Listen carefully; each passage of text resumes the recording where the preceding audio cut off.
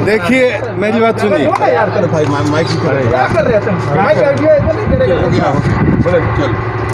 बहुत लोगों को बहुत तरह का भ्रम है, लोगों के अंदर एक तरह की अफवाह भी है कि लॉकडाउन 3 में बहुत सी छूटें हैं। मैं ये क्लियर कर देना चाहता हूँ कि आम आदमी के लिए लॉकडाउन 3 में किसी प्रकार की कोई छूट नहीं है। जैसे लॉकडाउन के पहले चरण में आपको घर में रहना था, कहीं बाहर नहीं निकलना था, उसी तरह से तीसरे चरण में भी आपको घर में रहना है, कहीं बाहर नहीं निकलना है, लॉकडाउन के नियम का पालन करना है। तीसरे चरण में पूरे राज्य को ग्रीन जोन, रेड जोन में बांटा गया, रेड जोन और ऑरेंज जोन में बांटा गया है। कोई भी ग्रीन जोन बिहार में नहीं है।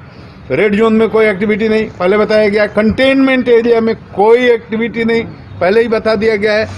ऑरेंज जोन में कुछ गतिविधियों की छूट दी गई है, जिसका विस्तार से प्रचार प्रसार हुआ है, अखबारों में भी निकला है।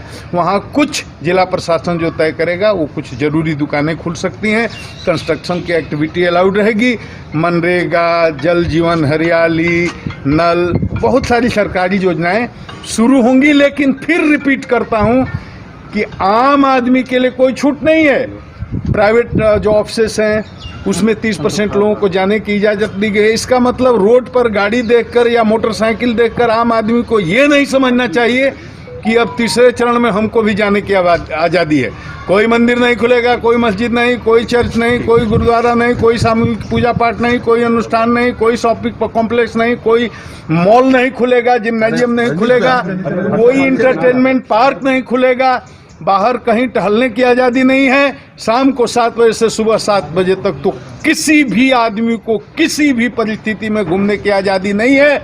एक जिले से दूसरे जिले में बिना वैध सरकारी पास के कोई भी आदमी नहीं आ जा सकता है। तो पहले चरण की तरह ही ये भी तीसरा चरण है आम आदमी के लिए। कुछ सरकारी कर्मचारियों, कुछ पदाधिकारियों, कुछ लोगों के लिए कुछ जरूरी छूटें दी गई हैं, वो उनको पता है। लेकिन आम आदमी के लिए बोल रहा हूँ, उनको ये नहीं समझना चाहिए किसी प्रकार की कोई छूट है। अभी का संकट सबसे बड़ा संकट है। हमारे 10 लाख से ऊपर मजदूर भाई बहन और हमारे बेटा बेटी स्टूडेंट बाहर से आ रहे हैं, उन्हें भी नहीं पता कि कहाँ किससे छू गए होंगे, कहाँ से किसको संक्रमण हो गया होगा।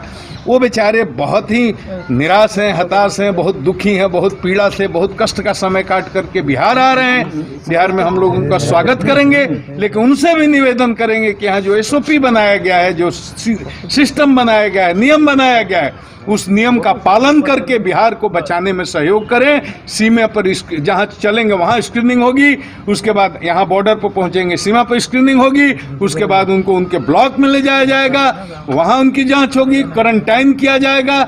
उस समय सीमा पूरा करके ही सुरक्षित अपने घर में जाएं कि उनका परिवार सुरक्षित रहे, गांव सुरक्षित रहे, मोहल्ला सुरक्षित रहे, शहर सुरक्षित रहे। बिना क्वारंटाइन हुए कहीं कोई जाएगा नहीं।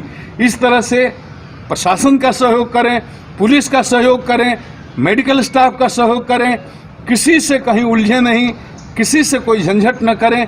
हम लोग आपको बचाने के लिए, बिहार को बचाने के लिए ये काम कर रहे हैं। सर, आप भी रेड जोन में जाएंगे सर अपने पुलिसकर्मियों को? मैंने तय किया है कि हम अपने जितने भी हमारे रेड जोन के डिस्ट्रिक्ट हैं, मेरा कल से ये दौरा शुरू होगा। मैं सारे रेड जोन में जाऊंगा, वहाँ की व्यवस्था का निरीक्षण करूंगा, अपने पुलिसकर्मियों का मनोबल बढ़ाऊंगा।